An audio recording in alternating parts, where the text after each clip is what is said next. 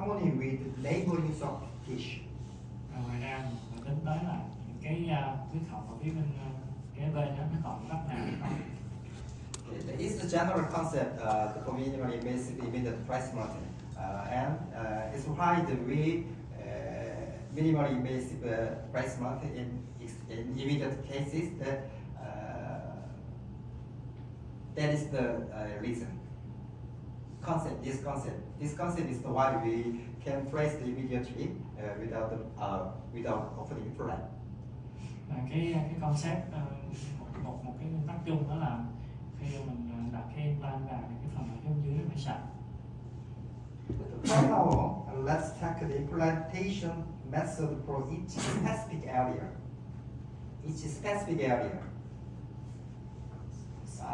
Specific. Bây giờ cụ thể là mình sẽ đi vào sửa soạn cho một cái trường hợp cụ thể ở đây. The first is aesthetic zone in the upper anterior area. Ví dụ như là ở cái vùng thẩm mỹ ở phần trên. In Korea, someone says that the magical is not a bone level implant, so it is hard to place the aesthetic zone. Someone said. Ở Hàn Quốc thì có nhiều người ta nói là magical nó không phải là một cái implant bone level nên là khó mà có thể đạt được ở vùng thẩm mỹ. But I think the magical is the best implant for narrow ridge like the anterior aesthetic zone. Magical ra thì với tôi nó là một cái implant tốt để mà có thể đạt được ở những cái vùng xương hẹp hoặc là ở vùng thẩm mỹ. Okay. If possible, after extraction, the place guide pin on the palatal side 5 mm away from the labia gingiva. Nếu như mà có thể thì cái pin ban đầu sửa soạn hãy đặt cho nó ở một cái cách so với mặt ngoài 50 mm. For your information, every landmark for magical is the soft tissue. Mọi luôn nhớ là cái điểm mốc khi mà mình thao tác với lại magical nó là tính từ mô mềm. Yes, so the guide pin is placed to the labia gingiva from the 5 mm away from the labia gingiva. Tính từ mô mềm cho tới cái gai pin đó là 50 mm. If it is impossible to place guide pin, apply the magically small on the desired side, because the 4.0 diameter magical is generally recommended on the maxillary anterior area. Thì nếu như mà mọi người không thể đặt gai pin thì cố gắng đặt một cái sửa soạn một cái mũi nhỏ. Check the distance from the labia gingiva and out surface of the magically small. When the distance is about 4 mm, the position will be good. Khi mà mình khoan sửa soạn cái mũi nhỏ đó, mình kiểm tra lại nếu như mà tính từ cái đường cái phía rìa của cái mũi khoan tới cái vách mặt ngoài nó mà được 4 mm thì vị trí là tốt rồi. I think that it will be good to place the magical palatally and not to perforate the labia cortical bone by implant apex. Mình sẽ cố gắng đặt cái magical nó hơi lệch về phía cổ cái. Installation depth is that the magic post is submerged 1 mm from the lowest gingival area. Cái độ sâu khi mình đặt implant thì cũng là dưới 1 mm, là cái phần post đó nằm ở dưới 1 mm. Yeah, okay. Every immediate placement, the position, the installation depth is the 1 mm below the lowest marginal gingival line. Tính từ cái zenith, cái điểm cao nhất của cái đường viền núi. And implant should be placed palatally away from the labia gingiva. Nó phải cách cái mặt ngoài đó. But we focus on the palatal side. Sometimes the implant apex perforate labia cortex. Mà khi mọi người nếu mà người quá chú ý về chuyện là đặt cái implant nó lệch về cổ cái thì coi chừng cái chóp nó lại lủng ra mặt ngoài. So magical should be placed palatally, but not to perforate the apical cortical bone. Mình vẫn phải đặt cho nó lệch về phía cổ cái nhưng mà cái chóp nó không được lủng ra ngoài. Upper left inside should be pulled out because of the severe periodontitis. Ở đây có một cái răng sắp phải nhổ vì bị nha chung đậm đậm rồi. When you consider immediate placement, two factors should be satisfied. One is the secure initial stability, the other is the landmark. Khi mà mọi người khảo sát để mà đặt implant thì mình sẽ cần một cái phim publicity và một cái phim nữa đánh giá ướm những cái điểm mốc giải phẫu trước. When you consider immediate flexible tap extraction, the two factors is satisfied. The first is the initial stability. Every implant should be secure in its stability. Thì khi mà đặt cái implant thì mình để ý đến cái độ của ban đầu. But as you know, the magic slab get initial stability easier in any cases. Nhưng mà mọi người biết đó, cái thiết kế của Magic Core thì nó giúp cho mình đạt được cái độ của ban đầu tốt ở trong bất kỳ cái trường hợp nào. The second is that landmark. The landmark for Magic Core is the soft tissue. Và cái điểm mốc giải phẫu khi mà mình làm việc với Magic Core nó luôn luôn là từ mô mềm. For example, the marginal gingiva is similar to neighboring tooth. Ví dụ ở đây mình có cái mô mềm nó giống nhau ở hai bên. Magic Core can be placed to put 1 mm post submerged from the lowest level gingiva. Thì mình có thể đơn giản mình đặt ở cái vị trí có cái độ sâu post nó nằm dưới 1 mm. But we can imagine there is the marginal gingiva recession like this. Ví dụ như nếu mà nó có tụt lún thì sao? The landmark for the Magic Core is the lowest point of the lowest point of the marginal gingiva. Nhưng vẫn là cái vị trí sâu nhất. If you can place the like this position, the crown length is right. Nếu như mà mọi người đặt theo cái vị trí này thì cái phụ huynh của mình nó sẽ rất là dài. In other words, the Magic Core is placed in Nepalese is laboring marginal gingiva. Ở trường hợp mà hai cái răng kế bên nó vẫn còn lành lặn như thế này The cuff will be exposed here. thì cái cuff nó sẽ bị lộ ra. So for the immediate breast multiple Magic Core is the two factors satisfied. The first is the initial stability and that there is no gingiva recession for landmark. Thì cái yếu tố thứ hai ngoài cái chuyện mà cái yếu tố thứ hai khi mà quyết định có làm được cái tức thì hay không đó là nó không có được tụt lún. Okay, so there should be no gingiva recession. Therefore, in installation depth, there is the convoy.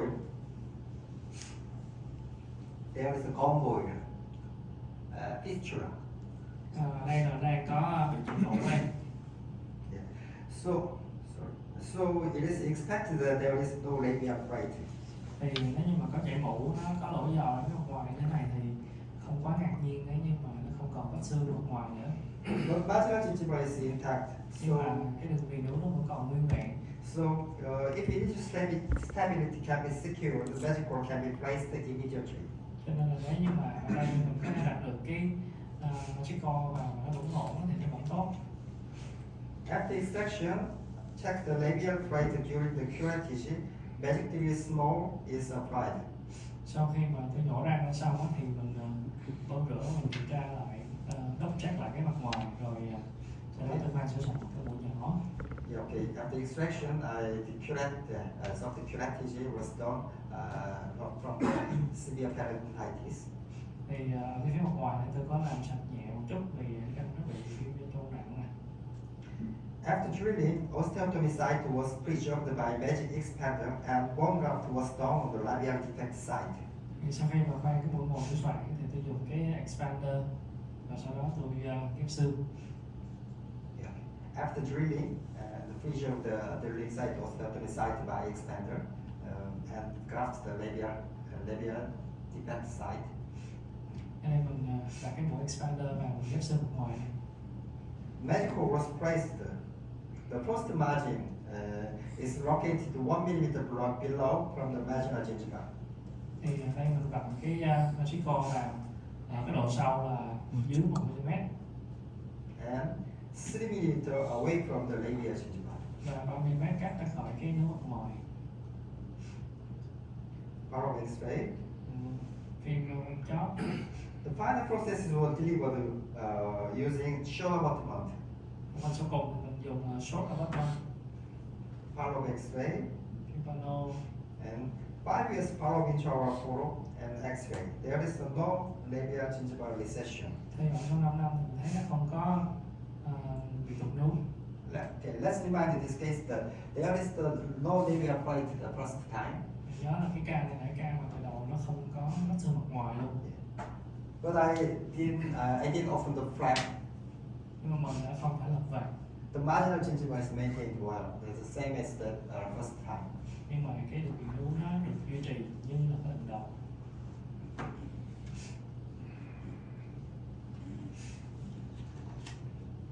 It is also left the central incisure. Loss of the labial flight is seen from the CT scan. Thì mình thấy là cái răng 21 này trên phim full CT có rất là nhiều vấn đề. There is the fistula on the labial apex. The tooth is extruded. Nó chảy máu ở phía bên ngoài, răng bị trồi. On the CT scan, labial flight is resorted to the apex. Và nó có xem từ bên chóp. Magical will cuff fiber was placed on and bone graft was done by same way. Ở đây mình cũng đặt cái magical theo cách tương tự với cái cuff nằm và cái xương mặt ngoài. Okay. After drilling and the free gel put the osteotomy site placing the extended and graft the labia site. Sau khi sửa soạn mình đặt cái bộ expander vào mình ghép xương mặt ngoài. The paraphoto and X-ray, intraoral for 9 months the placement. Số những cái ảnh X-quang, ảnh chụp trong miệng theo dõi hay là điểm sau 9 tháng. The follow CT scan after the 14 months. Và CT ở thời điểm 14 tháng. It looks like the bone is formed around the magic curve. Trông có vẻ như là xương nó đang hình thành ở đâu đó quanh cái vị trí cuff. Intraoral photo about the 6 years after placement. Ảnh chụp trong miệng sau 6 năm. Soft tissue looks healthy and has maintained well. Cái mô mềm nó được duy trì rất là tốt. As you see the first time, there was no labial flight. Mà mọi người nhớ từ đầu là nó không có xương mặt ngoài nha. But I placed the magical immediately without opening the flap. Nếu như mà mình không sử dụng magical thì mình sẽ phải lọc vàng. The marginal gingiva is maintained like this. Nhờ vào cái chuyện mình không lọc vàng mà cái đường viền núi được duy trì như thế này. It's about the left lateral incisure. Ở đây là mình điều trị ở cái răng cửa bên. I just decided to flight immediately, but I was so surprised to see the CT scan. Cái ca này khá là ngạc nhiên khi mà quan sát trong phim CT. It is typical the C-shaped impact. Cái vùng xương nó lẹn rất là nhiều. In the past, I generally take I didn't generally take the CT in immediate cases. In the past, I didn't generally take the CT in immediate cases. Ngày xưa khi mà tôi đặt cái răng tức thì tôi không có chụp CT. And I faced this case that I tried to take the CT all the time. Thì sau ca này tôi rút kinh nghiệm và tôi luôn luôn chụp CT trước. If I didn't take the CT, it might be impossible to place. Thì nếu như mà không có chụp CT trước thì mình đã không thể đạt được implant trường hợp này rồi. Anyway, if initial stability can be secured in this thin, narrow bone, it will be worth a try. Thì mặc dù là cái phần xương này rất là mỏng, rất là khó thực hiện nhưng mà vẫn nên thử, vẫn có thể thử được. Because there is no gingival recession. Bởi vì cái đường viền núi nó không có bị tụt nuốt. Because that means that there is the landmark for magical installation depth. Đó là cái điểm tham chiếu cho cái chiều sâu nên đặt magical. Bone graft was done by pouch technique and magical was placed. Tôi dùng cái thuật đường hầm nó tôi ghép túi. Panoramic view and CT scan, CT, the parallel X-ray, and temporary crown was delivered 4 months after placement. Tôi thực hiện phục hồi tạm ở cái thời điểm tôi vừa đặt implant. Magic pin thread can guarantee stability in any situation. So if there is no gingival recession or landmark, magical can be placed immediately both of case in. Tại vì cái độ tụ ban đầu thì magical nó có thể được độ tụ ban đầu tốt ở bất kỳ cái trường hợp nào, cho nên miễn là cái đường viền núi nó không bị tụt thì mình có thể làm được. Until now we have tried the immediate placement when the alveolar bone is enough to get initial stability and enough soft tissue in the past. Thì ngày xưa thì mình ở những cái trường hợp mà nó vẫn còn xương nền tốt ở phía bên dưới thì mình mới có thể đạt được cái điểm tức thì. But for magical, is two factors is important.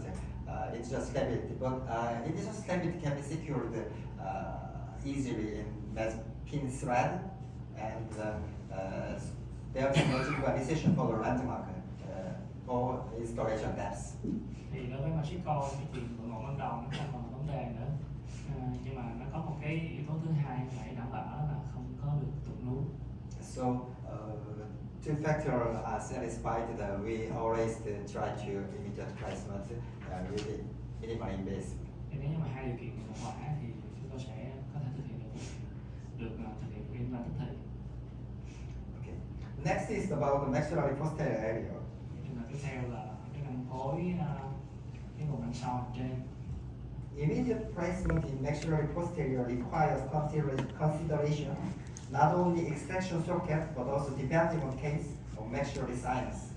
Thì khi mà mình làm việc với cái vùng này, ngoài cái chuyện cái ổ răng, cái miệng răng nó rất là lớn sau khi mình nhổ thì mình phải để ý đến cái xoang hàm nữa. Let's imagine we face this case. What should be considered for implant placement? Thì ví dụ như cái ca này mình muốn đặt implant thì mình phải cân nhắc những yếu tố nào này? Lateral alveolar bone is about 1 mm, the slope as well. Cái phần xương này phía bên dưới nó còn rất là mỏng, nó khoảng 1 mm thôi, mà nó còn rất là dốc nữa. I thought that if some conditions are satisfied, I would try to place immediately in this case. Thì nếu như mà nó thỏa một cái điều kiện nữa thì tôi có thể cân nhắc làm tức thì được. There are conditions that initial stability should be secured in this thin cortical line. Đầu tiên đó là bây giờ cái phần xương lõi này mặc dù nó mỏng nhưng mà nó vẫn có thể giúp mình đạt được cái độ tốt. There should be space for soft tissue like a machined surface. Và nó phải có cái bề mặt láng ở cái vùng mô mềm. And no connection between rough and machined surface. Và cũng không có được có những cái vi kẽ nào ở giữa cái giao diện phần nhám của implant với phần tình.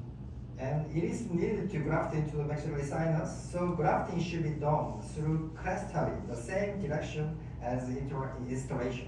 Và phải có cái khả năng là nâng xoang kín. And it will be best if implant itself can maintain the space for bone regeneration. Và tốt nhất đó là implant nó phải có một thiết kế nào đó để mà có thể giữ khoảng được để cho xương nó tái tạo. Like this, we have to consider the extraction socket and maxillary sinus. Sometimes the maxillary sinus in the upper posterior area immediate placement. Thì nhiều khi mình phải để ý đến xoang hàm khi mình đặt cái implant tức thì ở vùng răng xoang hàm trên. Okay, let's see a case. I will talk about dental history briefly. Cái ca này đây thì tôi sẽ nói một chút về bệnh sử trước. 3 teeth were pulled out about 1 year ago. Một năm trước thì bệnh nhân mất cái răng ở răng sau phía bên trái. That time she heard that you can wait, and that time she heard that you should wait at least 4 months for implant. Thì ở cái thời điểm đó đáng ra là mình nên làm implant sớm. Maybe, as you expect, that those teeth were pulled out because of the severe periodontitis. Đó là những cái răng này trước nó đã bị mất vì những nhiên chung. Anyway, she revisited to the dentist after 4 months. Nhưng mà dẫu sao thì thời điểm đó bệnh nhân cũng không có làm implant ngay sau khi nhổ răng. After X-ray taking, she was told again that alveolar bone hasn't healed yet. Thì sau một thời gian làm thương thì họ quay lại chụp phim, bác sĩ nói là xương nó vẫn chưa có lành hết. So you have to wait more than 4 months. Cho nên là phải đợi thêm 4 tháng nữa. Finally, about 8 to 10 months after extraction, she revisited the dentist. Thì ở cái thời điểm mà đâu đó khoảng từ 8 đến cho tới 10 tháng sau khi nhổ răng thì bộ vẫn có thể để trống như vậy. And she was diagnosed that you can get an implant treatment. Sau cái thời gian chờ đợi dài như vậy, xong rồi là nhận được một cái tin là không thể làm implant được thì Alveolar bone is enough to place implant, so RPD is the only way to rehabilitate. chỉ có một cách duy nhất là làm cái phần thấu áp thôi. she didn't want to wear RPD too early, so she visited to me through a referral. Thấy không vui lắm cho nên là gặp một SP khác. After explanation, Magical was priced on that day. Thì sau khi khám tư vấn á, thì bộ chốt đơn đặt Magical. Okay. Internal photo, the soft tissue contour is a little collapsed on the missing side. Thấy là cái mô mềm, mô xương nó bị khuyết hỏng rất là nhiều. After flexing guide pin, actually it's not a guide pin, it's called endodontic pile. Thì ở đây là tôi đang dùng một cái gai pin, thật ra là nó cũng không phải là một cái gai pin thật thụ luôn, mà nó là một cái file nhựa nha, chanh nhựa nha. Because there wasn't enough bone to insert the guide pin into. Tại vì nó không có đủ cái phần xương nền phía bên dưới đặt pin. Residual alveolar bone is about 3 mm and sloped to the vocal side. Thì cái phần xương nền còn lại đâu nó khoảng 3 mm. 4.5 diameter Magical was priced by CMC Technique. Thì dùng cái thuật CMC để mà đặt Magical 4.5. Residual bone height is about 2 mm on the first molar side. Ở vị trí răng số 6 thì phần xương nền còn khá là mỏng. 5.5 diameter Magical priced by CMC Technique. Mình vẫn có thể dùng CMC để đặt cái Magical 5.5. ITV was 10, about 10 centimeter, and ISP value is 22. Tổng đó là 10 cm và SQ là 22. There is a sufficient bone height on the second molar area, but density is poor, almost Q3 or Q4 density. Ở vị trí răng số 7 thì rất tốt nhưng mà chất lượng kém. Đó đó khoảng D3, D4. Generally, it's hard to get an initial stability like this poor quality. Thường là nếu mà xương vậy thế này thì rất là khó đạt độ nó đầu tốt. 5.5 diameter was priced by BB Technique. Ví dụ thuật BAV BB Science Bone. để mà nâng xoang và thêm lên là chấm 5 vào. Internal photo, line of the placement.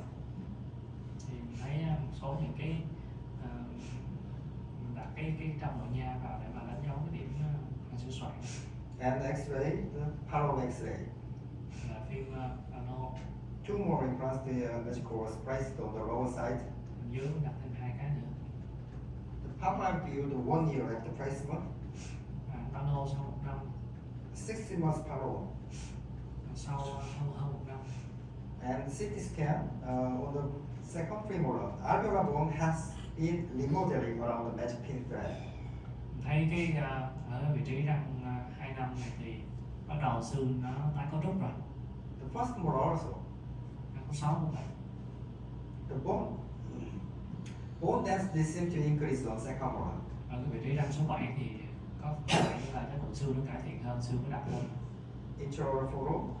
Đang trên trong miệng. Gingiva looks healthy and maintained well. Cái phần nướu nó có vẻ rất là được duy trì ổn định. Like this, we can place the implant immediately, minimally invasively, even in area deemed unsuitable for implantation by many dentists. Mình thấy là nếu mà mình dùng cái Magical mình có thể đặt ra là những cái trường hợp mà nếu mình dùng những cái hệ thống khác thì nhiều khi là nó đã không được thực hiện được. Upper right, the second femoral and first the second molar had to be pulled out. Ở đây một số cái răng mình không có giữ được nữa, phải nhổ thôi. The severe bone loss can be predicted in the panoramic view. Thì trên CT sẽ cho mình thấy rõ hơn so với cái phim pano này. On the second premolar, the vocal and palatal bone plate intact. Cái 1 năm thì nó xương mộc màu ở trong nó còn tốt. So spontaneous bone remodeling can be predicted to this yellow line. Thì mình sẽ thấy là mình có thể ước chừng được cái phần xương nó có thể tái sinh sau khi mà nhổ răng tới cái đường màu vàng. So the residual bone in this case is not 1 to 2 mm, it's about 10 mm. Những cái phần xương còn lại là khoảng 10 mm. Nếu mà tính từ cái đường màu vàng. Because the marginal gingiva should be checked into our right side. Mình cũng kiểm tra lại cái đường viền nướu. Approximately checked here. Đó đó cái đường màu xanh ở đây. So soft tissue thickness is from here. The soft tissue thickness is from here to here. Cái chiều dài của mô vàng nó sẽ nằm ở giữa hai cái đường màu xanh và màu vàng này.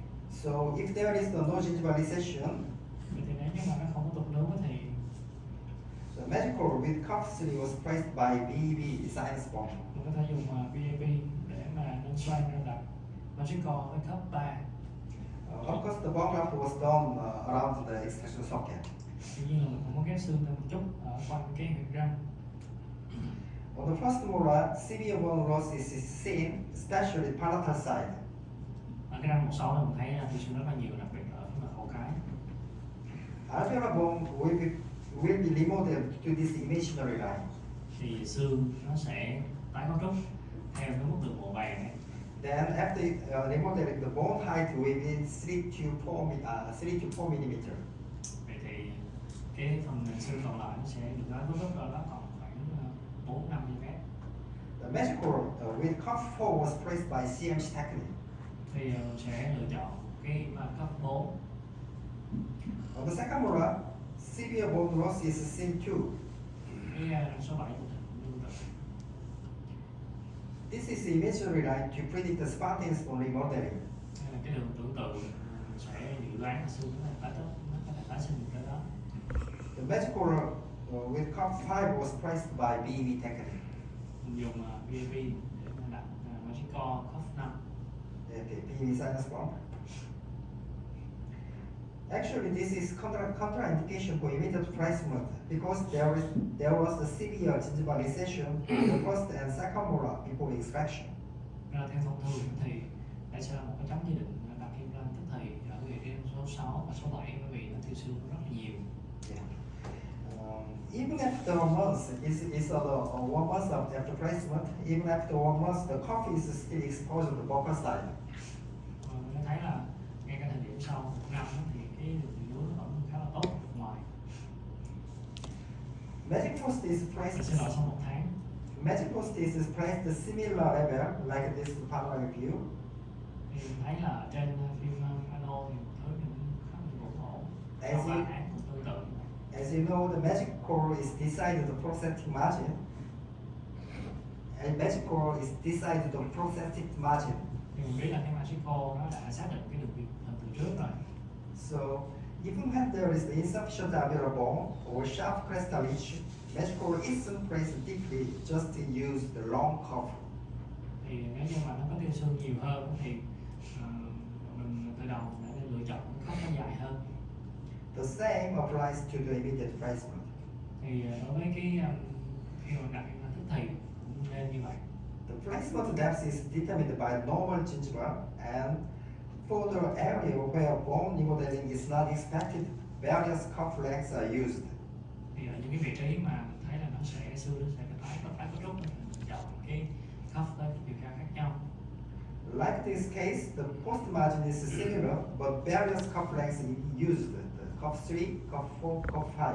Ở đây cái phần magic post, cái phần phục hình ở phía bên trên thì nó có vẻ là nó ngang mức với nhau, mà những cái implant này thì nó dùng những cái cuff với chiều cao khác nhau từ 3, 4, 5 Bone has been remodeled around the magic pin thread. và xương nó tái cấu trúc quanh cái ven của implant. Temporary region was delivered, but cuff is still exposed. Ở cái thời điểm mà mình làm phần tạm thì phần cuff nó vẫn còn đang bị lộ. However, the marginal gingiva came compared to the before extraction. The marginal gingivas came compared to the before extraction. Thì cái đường viền nướu ở cái thời điểm sau khi mình nhổ răng xong nếu nó bớt sưng thì nó sẽ đi lên về phía trước chút. About 1 year after placement, gingiva came up and covered the cuff. Nhưng mà sau khoảng 1 năm á thì nếu tăng sinh trở lại và che phủ cái phần cuff đã bị lộ. This soft tissue remodeling after extraction, magic core is advantageous this type of soft healing because it doesn't have connection. Cái thiết kế của Magical nó sẽ rất là thuận lợi cho cái sự làm thương ở thì sau của mô hình như thế này, bởi vì nó không có cái phần kết nối, nó không có cái vi chuyển động giữa cái phục hình với cái phần implant bên dưới. Okay, the two-piece implant has the connection, the motion surface and the rough surface. Mình biết là cái implant bone level thì nó sẽ có một cái vi kẽ và vi dịch chuyển giữa cái phần dán và phần láng. If connection exists, there will be the anaerobic microorganism. Thì cái vi kẽ của dịch chuyển này nó sẽ tạo điều kiện để mà cái sinh vật nó phát triển ra. If there is no microorganism, you can expect the softish healing like this. Nếu như mà nó có vi khuẩn ấy thì mình sẽ không thể có một cái sự làm thương mà tốt như thế này được. Okay. Time goes, the left teeth have to be pulled out. Thì sau một thời gian thì mình điều trị cho cái phần cái đoạn răng còn lại. This is a slight gingivilization on the first molar. Ở cái vị trí răng số 26 này mình thấy nó có hơi vướng một chút. After extraction, the simple cartilage was torn and mesh core was placed where I desired. Thì sau khi mình nhổ răng mình có thể đạt được cái mesh core.